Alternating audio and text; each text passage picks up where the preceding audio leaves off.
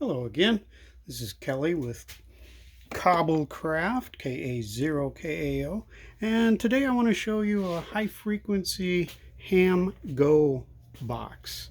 This is something I set up so that I can kind of take advantage of the near vertical incidence skywave NVIS antennas so that we can get emergency communications a little better here. Eastern Iowa is filled with hills and valleys, makes it tough for VHF communication, but NVIS sends the waves straight up and straight back down instead of off to an angle and then around the world.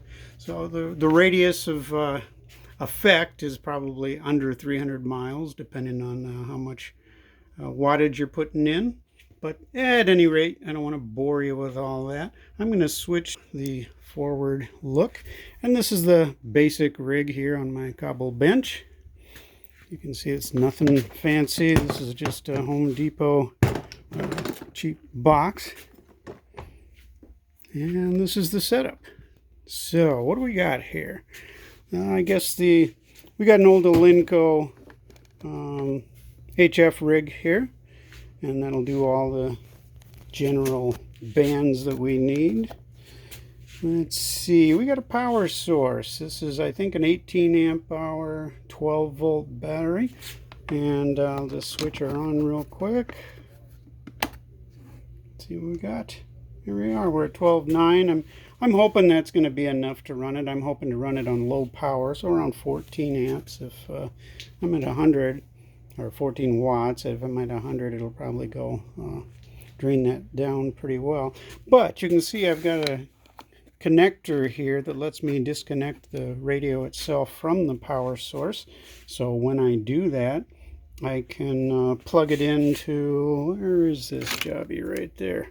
I can plug that into my cigarette lighter instead of this power source, or I can plug it into the connection for my mobile radio, because it has the same type of connector. I made sure I used those.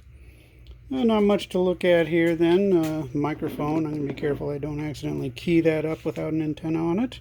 So let's go and talk about the antenna ideas here. Here's the, I ran this through the box. I still have to put some hot glue on the inside of this. But that's the general idea. That's where my outside antenna will go, the coax here. Well, let's look at what's under the hood. Velcro is the Cobble Man's duct tape. It's great stuff. It really lets you be creative. So this is just an old piece of Hypalon I had. I sewed some Velcro onto that. And you can see I'm using some closed cell foam that came with some of my packing stuff, cobbling it onto there. Idea being that that'll allow me to keep everything nice and tight when the lid is closed. So that's the plan there. This is the antenna. I also have a NVIS antenna, but I can set this one up either way. I can throw one end up into a tree and have a nice angle and get around the world, or I can lay it out horizontally, just a few feet off the ground, and that creates the NVIS effect that we're looking for. This video really isn't about that, so I'm not going to get into it. But this is like 160 meters through 6 meters, so that's quite a stretch, which means we're going to need an antenna tuner, which is what this little guy is. If you're not a ham radio person, you're not interested in that, but if you are, you've probably seen these automatic antenna tuners. They're pretty simple stuff. It's got a little rechargeable cell in it, and that's what this is for, so you want to keep it all packed. One thing I'll probably do is add a USB outlet here so that I can charge that right from the existing power source. That'll help things a little bit. Might swap this out. You can see right now that this is some fancy chunk of plastic that used to be for forks and knives in my silverware drawer. Everything can be used for cobble. Let's see, this is just a piece of aluminum that I bent, beat it to fit, paint it to match. And I've got a piece of vacuum tube wrapped around there in case things somehow shift. But this battery is actually attached by 15-pound Velcro. A whole bunch of strips back there. And so far that's going to hold things pretty well. Plus, when this is all packed together and I close the lid, everything's held pretty tight.